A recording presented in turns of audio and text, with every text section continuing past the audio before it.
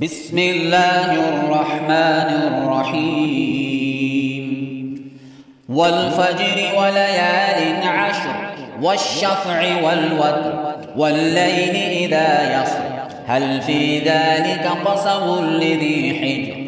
ألم تر كيف فعل ربك بعاد إرم ذات العماد التي لم يخلق مثلها في البلاد وثمود الذين جابوا الصخر بالواد وفرعون ذي الأوتاد الذين طغوا في البلاد فأكثروا فيها الفساد فصب عليهم ربك سوط عذاب إن ربك لبالمرصاد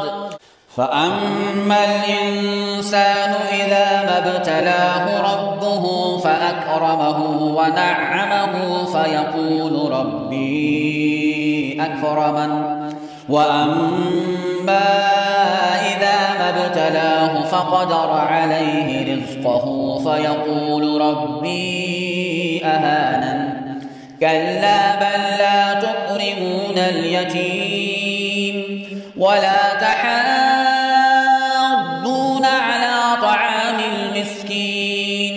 وتأكلون التراث أكلا لما وتحبون المال حبا جما كلا إذا دكت الأرض دكا دكا وجاء ربك والملك صفا صفا وجيء يومئذ بجهنم يومئذ